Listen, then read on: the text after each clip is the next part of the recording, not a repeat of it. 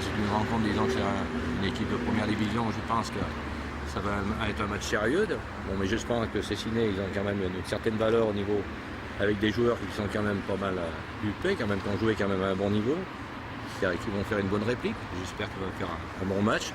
Il faut souhaiter que le meilleur gagne et que ça se passe dans des bonnes conditions. On ne sait jamais.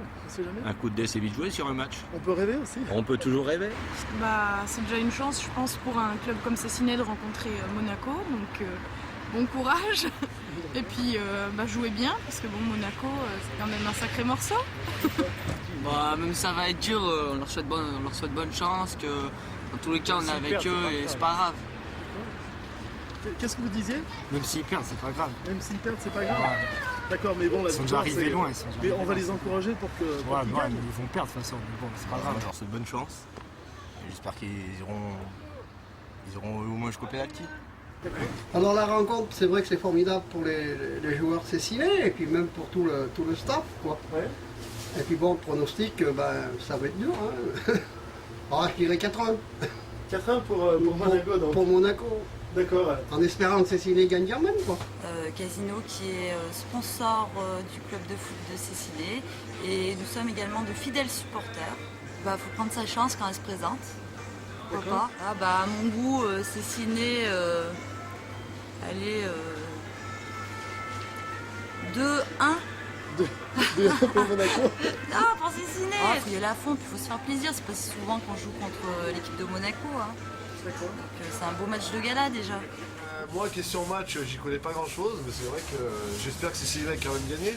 Parce que je suis quand même pour eux, hein. Moi je suis d'ici, donc... Vous êtes de Cessiné? Voilà, donc autant les faire gagner à eux. Hein, D'accord, vous connaissez un petit peu le club de foot?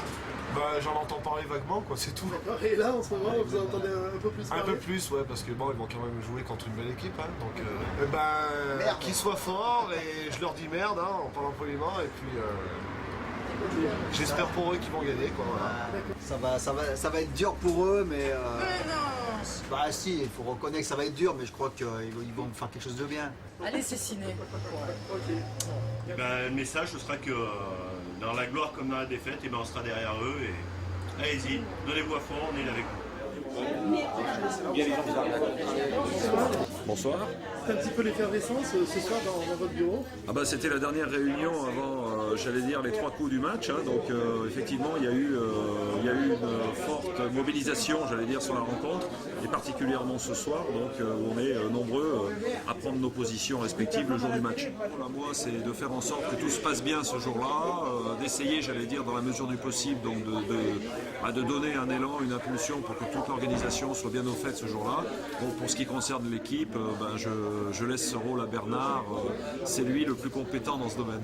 Bonsoir Bernard Bouvard. On vous a vu hier à l'entraînement avec vos joueurs. Comment vous les avez sentis pour cette rencontre? Je les ai sentis comme d'habitude, avec une émulation supplémentaire puis une grosse motivation. Donc chacun se prépare à sa façon et puis collectivement sous la direction des séances d'entraînement.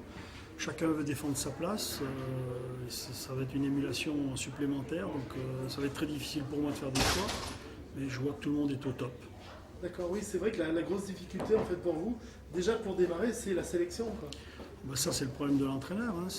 C'est logique, il vaut mieux être dans l'embarras plutôt que de courir après des joueurs pour faire sa composition d'équipe. Là, je pense qu'effectivement, il y aura des déçus, il y en aura qui seront satisfaits, et puis ce qui est valable aujourd'hui ne sera pas forcément après, donc par conséquent, il faut qu'on continue les uns et les autres à travailler, puis à progresser, et qui sait, face à Monaco, on verra bien ce qui se passera. De toute façon, on va s'entraîner jeudi soir et faire une mise en place, si je puis dire, au décrassage, samedi matin pour meubler le temps, et afin que les joueurs ne fassent pas 2 ou 3 fois le match dans leur tête. Oh non, Monaco c'est vice-champion d'Europe, c'est le gros calibre comme on ne peut pas. C'est le plus gros calibre qui ait lieu, qu'on puisse rencontrer même cette année, puisqu'ils sont vice-champions d'Europe. Par conséquent, c'est David contre Goliath. Hein. D'accord, donc voilà. Il y a une logique qui risque d'être respectée. La logique devrait être respectée, mais enfin à nous de bousculer la hiérarchie et puis de faire en sorte qu'on fasse une énorme surprise. Ok, merci bien et bonne chance. Merci.